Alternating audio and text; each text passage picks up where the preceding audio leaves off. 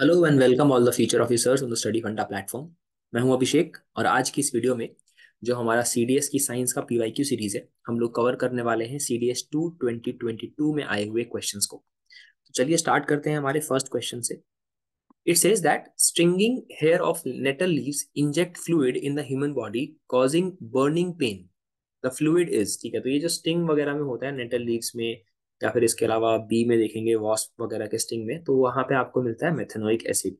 ठीक है, जो मेथेनोइक एसिड है उसको हम फॉर्मिक एसिड भी बोलते हैं। ठीक है, और इसका फॉर्मूला होता है HCOOH।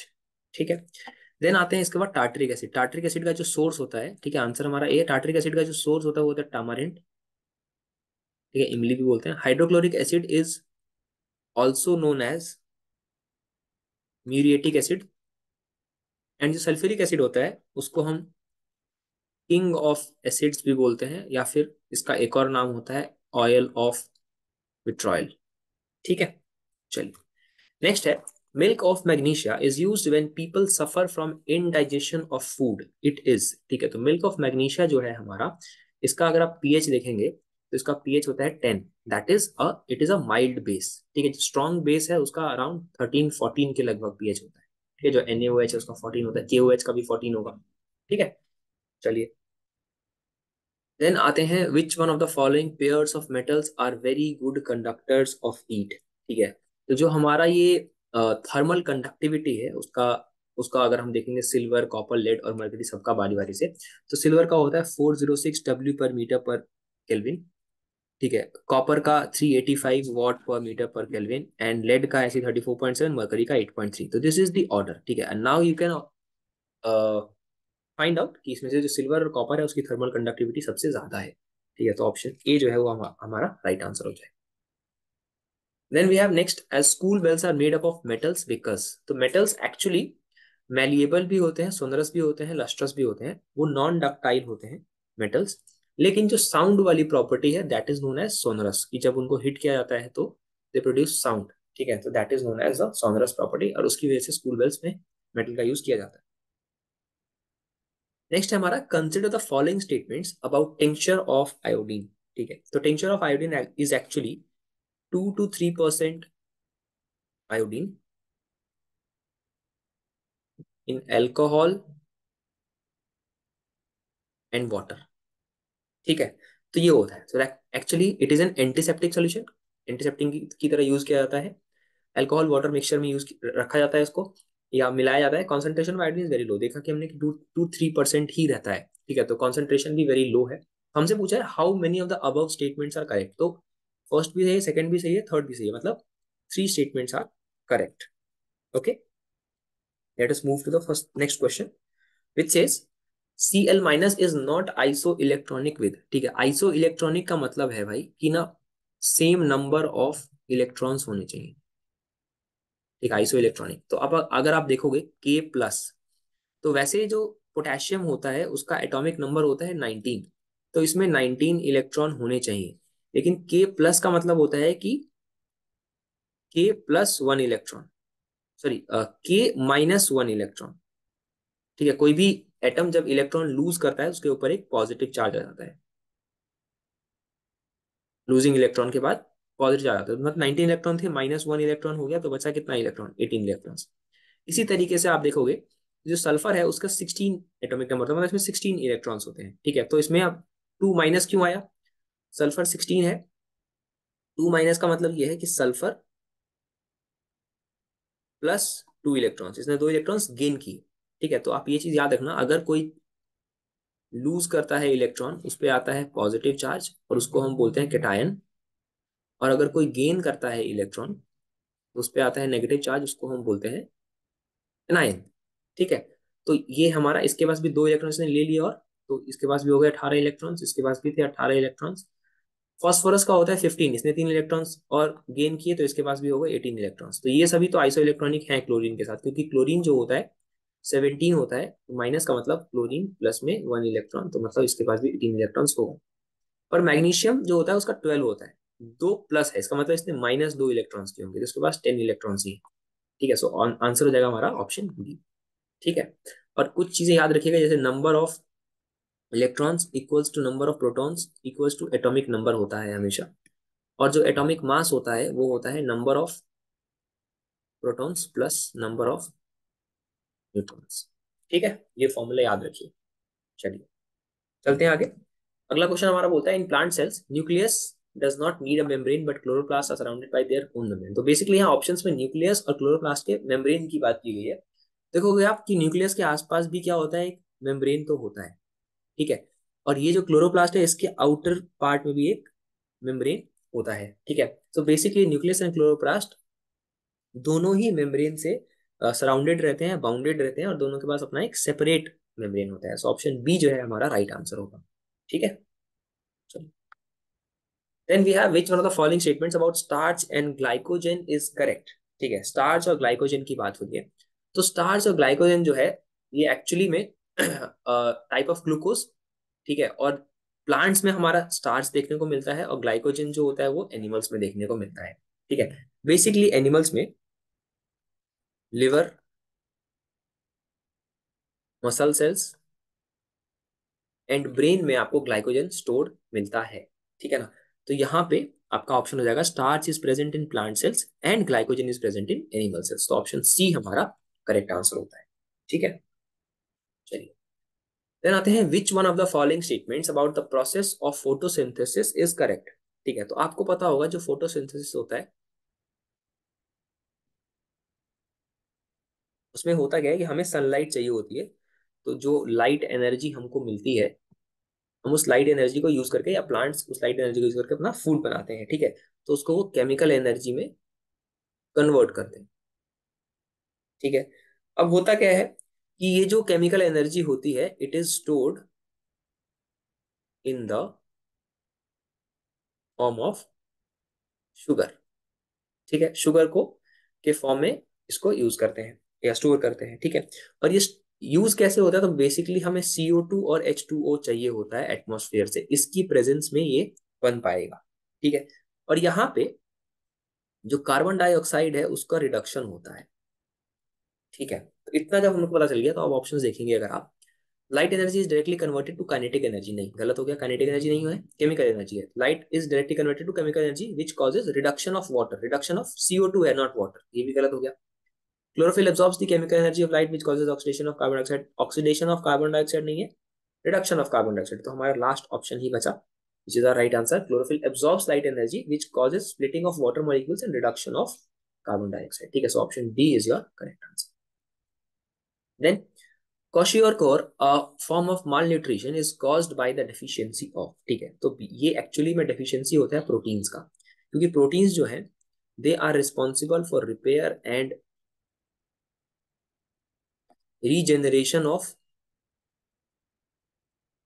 सेल्स।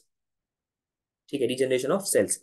अब जो क्वाशियोरकोर जब किसी को हो जाता है, ठीक है, क्वाशियोरकोर जब हो जाता है तो उससे क्या होता है, जो ग्रोथ होती है बॉडी की, growth and other regular body functions, ये क्या हो जाता है, स्लो डाउन हो जाता है, और उससे क्या होता है, माल न्यूट्रिशन हो जाती है बॉडी। ठीक है, चलिए। Then we have which one of the following pairs of enzymes do not work at acidic pH। ठीक है, एसिडिक पीएच हमारा सबसे पहले कहाँ होता है बॉडी में, तो स्टमक में होता है। गैस्ट्रिक जूसेस जो है हमारे, उसमें हमें HCl होता है जिसका कि पीएच कितना होता है, 1.6। डाइजेस्टिव जूसेस या गैस्ट्रिक जूसेस बोलो आप, उसमें जो HCl होता है उसका पीएच होता है 1.6। तो मतलब इट इज हाईली एसिडिक। ठीक है, मतलब कॉन्सेंट्रेटेड से थोड़ा सा कम है but it is still strong. ठीक है, देन अब जो यहाँ पे हमारे अलग अलग एंजाइम्स हैं उनका फंक्शन देख लेते हैं।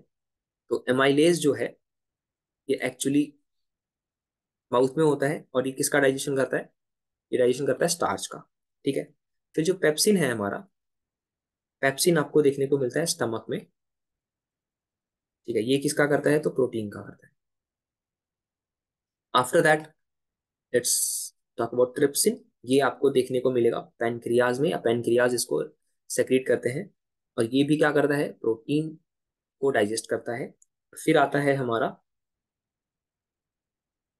Pancreatic lipase which is, again नाम से ही पता चल गया पैनक्रियाज से, और ये भी क्या करता है, ये फैट्स को हमारे डाइजेस्ट करता है। ठीक है, तो ये सारे हैं अब जो भी स्टमक में होगा ना, वो सिर्फ क्या करेगा, एसिडिक मीडियम में काम करेगा, बाकी सारे काम नहीं करेंगे, ठीक है ना। तो अब आप ऑप्शन देखोगे तो ट्रिप्सिन और एमाइलेज जो है, ठीक है, ट्रिप्सिन कहाँ पे है हमारा, पेनक्रियाज में, मतलब ये क्या करेगा, इंटेस्टाइन में आएगा। और आपको पता होगा जब स्टमक से इंटेस्टाइन में हमारा फूड जाता है तो यहाँ पे रास्ते में एक चीज मिलती है, that is known as duodenum. एक जगह है जहां पर कि लिवर बाइल जूसेस को सेक्रेट करता है, ठीक है।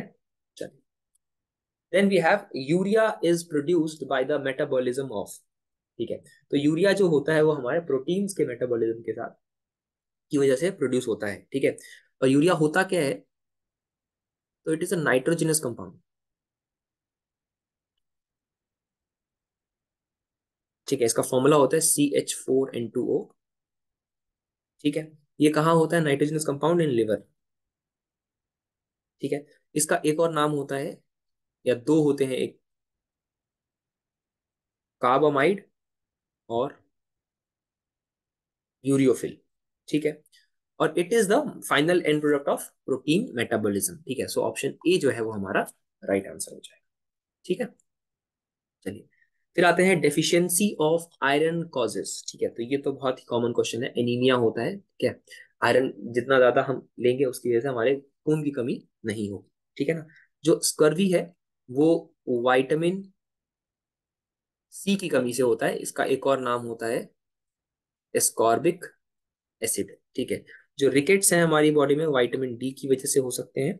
और कॉलेरा जो है ये एक बैक्टीरिया की वजह से होता है, जिस बैक्टीरिया का नाम है vitreo कॉलेरे,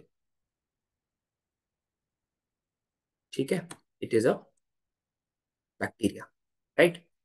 okay, then next we have, if an object of mass 10 kg is moving with a uniform speed of 10 meter per second, then the linear momentum and the kinetic energy of the object respectively are, ठीक है। तो जो linear momentum होता है इसको कि हम small P से रिप्रेजेंट करते हैं, इसका फॉर्मूला होता है मास इनटू वेलोसिटी। और काइनेटिक एनर्जी जो होता है वो होता है हाफ mv², ये बोला है, ठीक है। 10 kg मास दिया हुआ है और वेलोसिटी दी हुई है 10 मीटर पर सेकेंड, यही चाहिए। तो ये हम निकाल लेंगे तो ये आ जाएगा 10 kg इंटू 10 मीटर पर second, that is 100 newton second, ठीक है।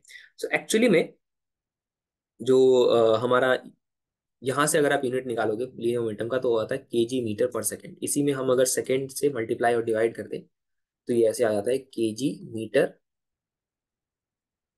पर सेकेंड स्क्वायर इंटू में सेकेंड्स, ठीक है। तो इस पूरे को हम बोलते हैं न्यूटन और ये सेकेंड, तो इसीलिए ये भी एक यूनिट है इसकी, ठीक है। फिर आते हैं काइनेटिक एनर्जी पे। Kinetic energy is half into 10 है ना, 10 का स्क्वायर है, तो यहाँ से ये आ जाएगा 5, ये हो गया 100, 100 इंटू 5, ये हो गया हमारा 500 जूल्स, एनर्जी की यूनिट होती है जूल्स, ठीक है। So 100 newton second and 500 joules is your option A होगी, ठीक है। चलिए, नेक्स्ट आते हैं, an electric circuit having combinations of resistance and capacitance is given below, the current flowing through the circuit will be, ठीक है। सबसे पहली चीज यहाँ पे क्या होता है, जो यहाँ पे कैपेसिटेंस लगा है, ठीक है, 5 μF का कैपेसिटेंस लगा है। जो कैपेसिटर होता है it blocks DC direct current, और उसकी वजह से क्या होगा, जो R1 है हमारा, ठीक है, R1 will not impact the circuit, ठीक है। यहाँ पे आप लगा दो and hence R1 will not impact the circuit, क्योंकि R1 इधर लगा हुआ है, ठीक है। फिर बचता है हमारा R2 और R3, तो ये जब हट गया तो ये दोनों क्या होंगे, सीरीज में हो जाएंगे, ठीक है। तो जब अब आप रेजिस्टेंस इन सीरीज निकालोगे, R2 + R3 दैट इज 20 ओम, ठीक है। अब हमें जो दिया हुआ है वोल्टेज दी हुई है 10 ओम, 10 वोल्ट, ठीक है। तो और करंट निकालना है तो करंट हो जाता है I = V/R, ठीक है। और ये फॉर्मूला कहाँ से आया, तो ओम्स लॉ था, V = I/R, V = I/R, तो यहाँ से हमने निकाल करके इधर लिए है, ठीक है। और वोल्टेज कितना है 10, रेजिस्टेंस कितनी है 20, तो ये हो जाएगा 1/2, दैट इज 0.5 एम्पियर, ठीक है। तो करंट जो है सर्किट में वो हो जाएगा 0.5 ampere, that is option D, ठीक है। चलिए, and after that the pitch of a sound wave depends upon which one of its following characteristics, ठीक है। अब ये क्यों, ये क्या है, तो बेसिकली जब आप देखते हैं किसी भी साउंड में तो दो क्वालिटीज होती हैं, या तो पिच की बात होगी कहीं पे, और कभी कभी लाउडनेस की बात होती है। ठीक है, तो जो पिच है वो फ्रीक्वेंसी पे डायरेक्टली प्रोपोर्शनल होता है, और जो लाउडनेस है वो वेवलेंथ पे डायरेक्टली प्रोपोर्शनल होता है। ठीक है, यहाँ पे बात हुई है pitch of the sound wave, तो यहाँ पे हमारा आंसर क्या हो जाएगा, frequency. Option D will be our right answer. ठीक है, चलिए फिर आते हैं the device used for measuring electric current in a circuit is called. ठीक है, इलेक्ट्रिक करंट को जो हम मेजर करते हैं वो करते हैं मेजर एमीटर से। इसके अलावा एक और डिवाइस होता है जिसको कि हम बोलते हैं गैल्वेनोमीटर। गैल्वेनोमीटर से हम क्या कर सकते हैं, करंट को भी मेजर कर सकते हैं, उसका डायरेक्शन को भी मेजर कर सकते हैं।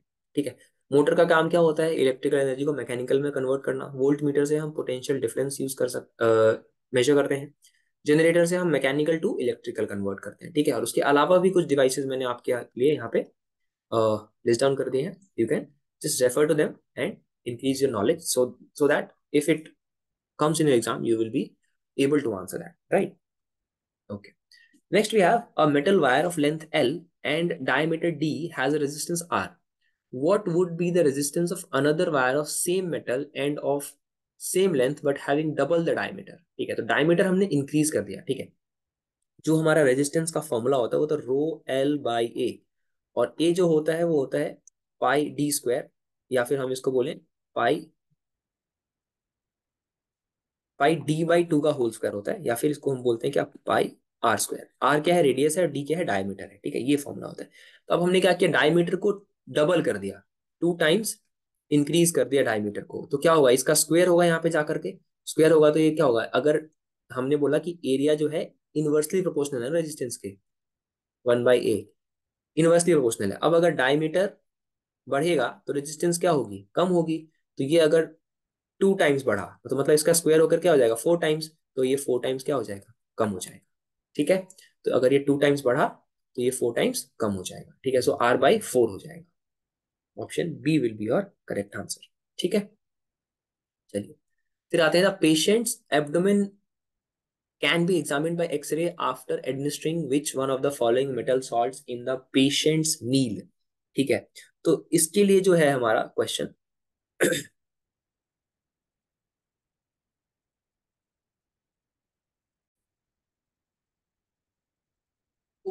एक्चुअली में यहाँ पे जो 4 ऑप्शंस हमें दिए हुए हैं उसमें से जो ऑप्शन ए है वो हमारा राइट आंसर होगा, that is barium sulphate BaSO4। ठीक है, यहाँ पे एक चीज और याद रखना कि जो बेरियम होता है उसका, वो जब ड्राई टेस्ट करते हैं उसको, ड्राई टेस्ट जब करते हैं तो एक कलर आता है that is known as apple green colour.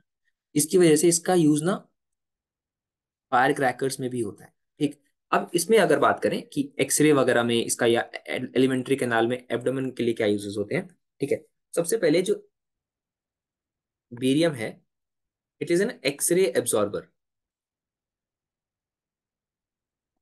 ठीक है, एक्सरे एब्जॉर्बर है, इसकी वजह से क्या होता है, it appears white, it appears white on X ray film. ठीक है, जो जीआई ट्रैक्ट है, मतलब gastrointestinal tract, GI tract के डायग्नोस्टिक स्टडीज के लिए इसका यूज होता है। ठीक, इसके अलावा भी कहाँ कहाँ यूज है, तो इसका यूजेस है क्या, production of oil and natural gases में।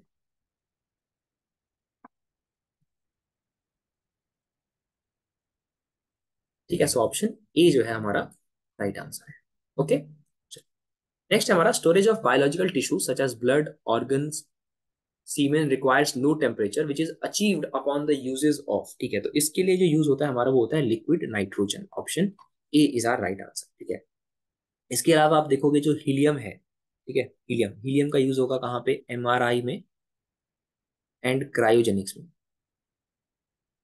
ठीक है, जो सॉलिड CO2 है, सॉलिड CO2 का क्या हम बोलते हैं, हम ड्राई आइस भी बोलते हैं।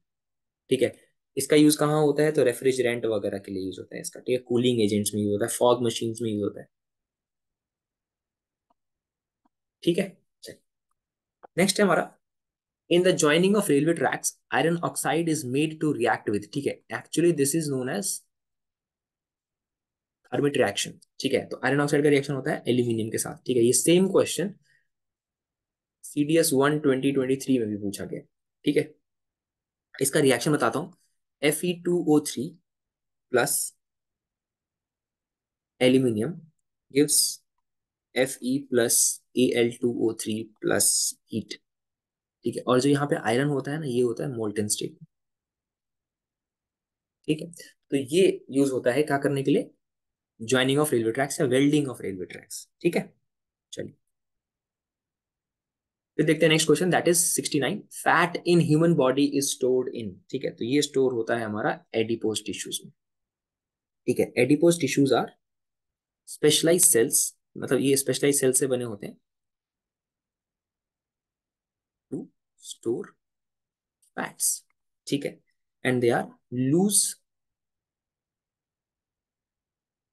Connective tissue.